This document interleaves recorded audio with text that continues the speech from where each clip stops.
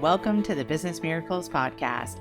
I'm Heather Dominick, founder of businessmiracles.com and author of the book Different, the Highly Sensitive Leadership Revolution, found at differentthebook.com. Since 2010, I've been training highly sensitive entrepreneurs and leaders from around the globe to work less while making more impact and income by doing things differently. I'm so glad you joined me. Listen in and get ready. Get ready for a shift in the way you view yourself, your work, your life. A business miracle. This is A Course in Business Miracles podcast, episode 182, Staying Above the Fray. In this podcast episode, I discuss the importance of staying above the fray of socialized trends, especially as a highly sensitive person in business and leadership. I share how our social self is born as a response to pressure from the world around us, and how if we stay stuck in this comparison trap, we are privileging anxiety instead of choosing privilege of agency. Most importantly, listen deeply for what you can do instead. Here we go.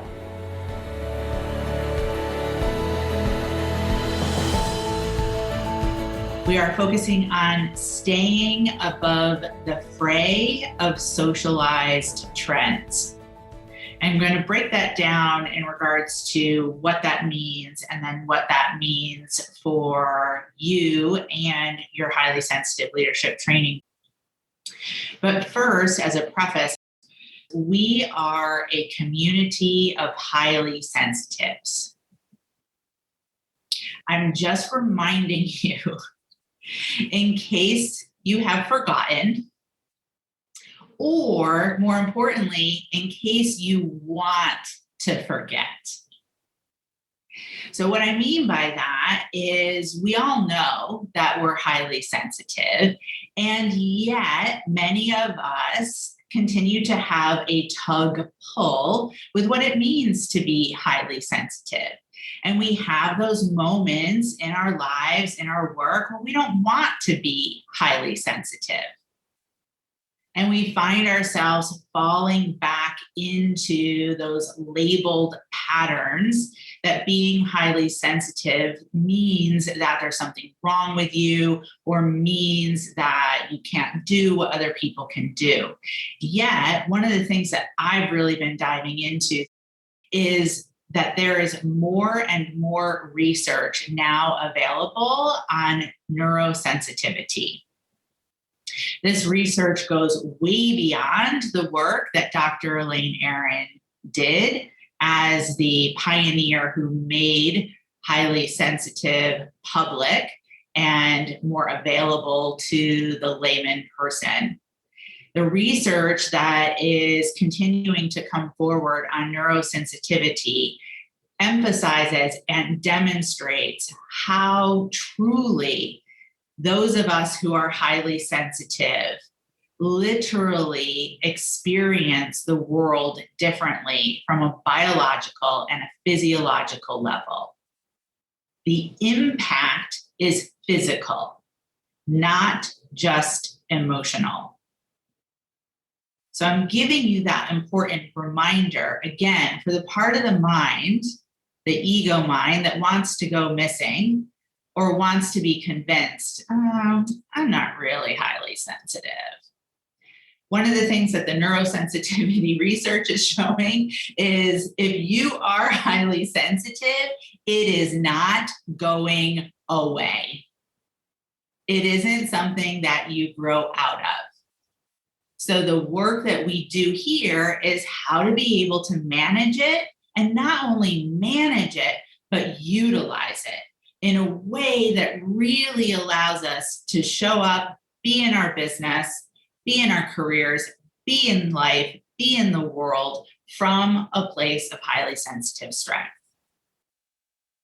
So with that in mind, staying above the fray of socialized trends.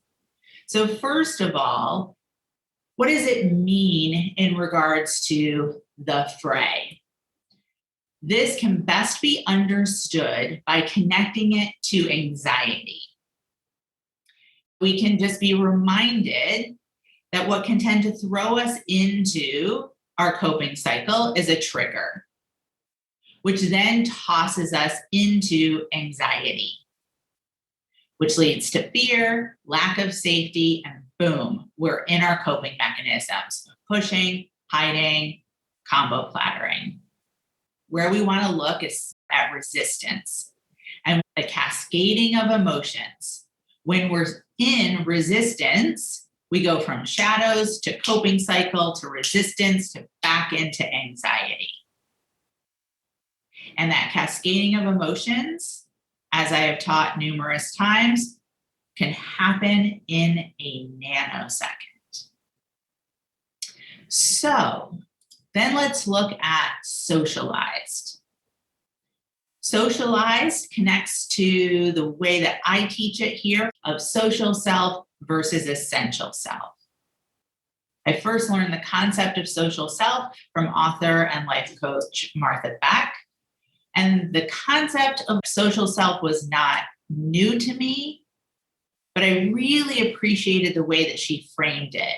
And the way that she basically says is that the social self is the part of you that developed in response to pressures from the people around you, including everyone from your family to your first love to the Pope. So seeing this concept of the social self through the lens of what it means to be a highly sensitive person, and even more so through the lens of what it means to be a highly sensitive entrepreneur and leader. As many of you know, I'm a big fan of definitions. I love the dictionary. So according to Merriam-Webster, the definition of social is relating to society or its organization. And the definition of essential is absolutely necessary, extremely important. So then what do we mean by socialized trends? One of the most commonly understood in terms of socialized trends is beauty and fashion. Socialized trends get developed in beauty and fashion and particularly have an impact on those of us who happen to be women. So for example, we can all take a moment and reflect back on the time that we've been here on Earth so far, and we can remember and recall that there were certain times when it was a socialized trend to have curly hair. Then there was certain times where it was the socialized trend to have straight hair. There's been the socialized trend of having a curvy figure like Marilyn Monroe. There's been the socialized trend of having a twiggy figure like the model literally nicknamed Twiggy. There's a socialized trend of having no eyebrows. Then there's a socialized trend of having very thick eyebrows. We can also look at the socialized trend of nutrition and health. Well, I'm sure we can all remember when it was very, very common to make sure that you were looking for anything that was fat-free. Then suddenly what we started to hear is fat is good for you. Then there was a moment when everyone was eating meat. And then suddenly it was like, nope, the best thing that you could possibly do is be vegan. There was the socialized trend of being dairy-free. There was a socialized trend of making sure that you drank soy milk. Then there's a socialized trend, now oat milk is on the market. There's a socialized trend of education. Education used to be all about competition, that competition was healthy. Competition was the way to encourage young people to learn most effectively. Then suddenly it was about inclusion and everyone was receiving participation trophies. There was the education trend where it was all about reading, writing, and arithmetic. Then suddenly it was the socialized trend of science, technology, engineering, and math. There's been the education socialized trend of hard skills as the way to learn. And then there's a socialized trend of soft skills as the way to learn. There was a socialized trend of that you must learn through kinesthetics, and then a socialized trend of everything is to be learned digitally. We also have socialized trends when it comes to marketing. Marketing socialized trend of flyers. How beautiful could your flyer possibly be? Then there was the socialized trend of radio and television. You made it if you were able to get on the radio or get a spot on television. Then there was the socialized trend of telemarketing. How many people can you call in the least amount of time? Then there was the socialized trend of .com. Make sure that you have the most beautiful website, the most comprehensive website. Then there was a socialized trend of social media. Then we have socialized trends of beliefs and prejudice and stereotypes. There's a socialized trend, let's all remember, there was a time when women were known as witches, so much so that you could possibly be hanged or burned at the stake. There was also the socialized trend that Black people aren't human. There's a socialized trend that cities are dangerous. And there's a socialized trend that immigrants are evil. Let's all take a breath in and let it out. Staying above the fray of socialized trends. My point being, if you are allowing your business to be dictated by socialized trends, if you are allowing your work, your career to be dictated by socialized trends, if you are allowing your life to be dictated by socialized trends, as a person who is highly sensitive, you are setting yourself up to be in a constant state of anxiety. You are setting yourself up to be in constant motion with the coping cycle and constant tug of war with resistance. Now, this connects to privilege of agency.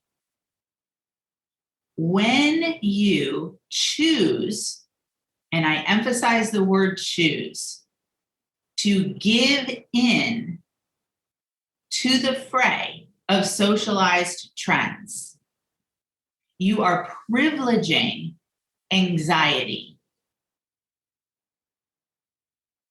You are choosing to lead your business and your life through anxiety. Now let's take a moment to look at that as a socialized trend. Now, this is how most people actually choose to relate and to connect. The more drama happening, the better. Some people don't know how to talk to another person without gossiping. For those of us who are highly sensitive, we actually, and again, the research shows this, from a position of neurosensitivity, we register gossip as if it is literally physically painful to our body and system. As if we have just eaten a piece of tinfoil. It is literally painful for our highly sensitive nervous system to digest. When we're in the social self, when we are giving in to the fray of socialized trends, then we find ourselves sucked into the negative experience of comparison. Comparing ourselves to others who are like you or not like you, comparing yourself to others' expectations of you, comparing yourself to your past self and your future self. All completely unhelpful. Comparison is an act of giving into the fray of socialized trends. I have never heard from one person, especially a person who's highly sensitive, that this fills you up positively and motivates you to do good work. I've never heard that. But you also have the choice to choose your essential self, which requires privilege of agency versus privileging anxiety. Through privilege of agency, you have the opportunity to take comparison and use it to creatively adapt for yourself, use it to creatively receive support for yourself, use it to creatively, literally create for yourself. But it does require a privilege of agency over a privilege of anxiety, where we then have to ask the question, or at least have a moment of recognition, is when it comes to that feeling of anxiety, where is your comfort level? Meaning, it's familiar. And as always, we have a choice to make. I'm either going to stay in anxiety, I'm going to stay in my shadows, I'm going to stay in my coping, I'm going to stay in resistance, or I'm going to choose grace and grit. I'm going to call on community, I'm going to call on core practices, I'm going to call on consistency, and I'm going to choose to stay above the fray of socialized trends.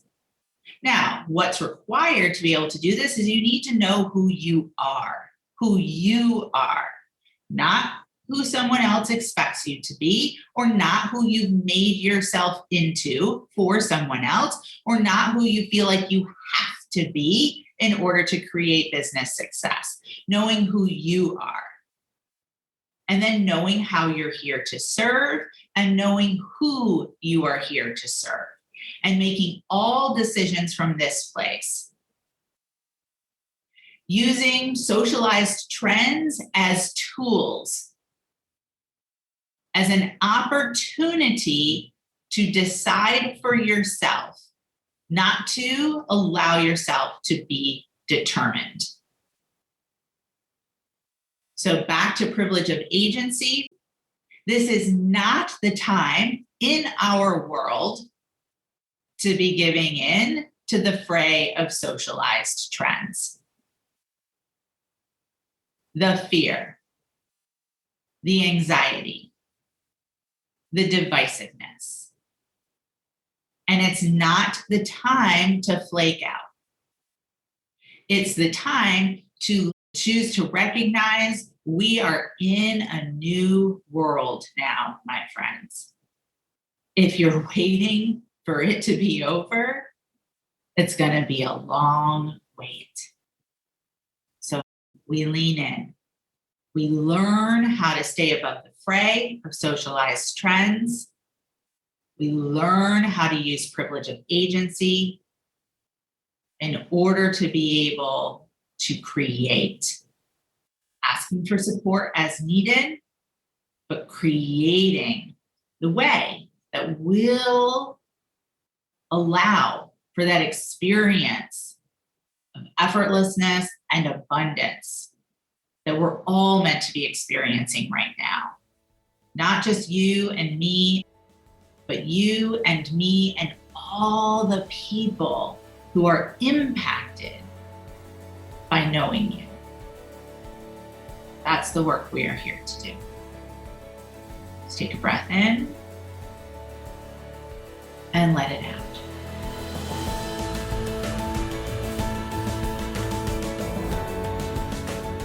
Thank you for being a part of this Business Miracles podcast episode and for beginning to dip your toe into the journey of highly sensitive leadership training. If you are ready to truly use your sensitivities as strengths in all parts of your work and life, I invite you to connect for a one-on-one chat. You will experience being deeply listened to, and together we'll get a sense of whether the highly sensitive leadership training programs are the best next step for you and your highly sensitive journey at this time. Just go to www.claritycall.com to schedule a conversation. We so look forward to connecting with you. Talk to you soon.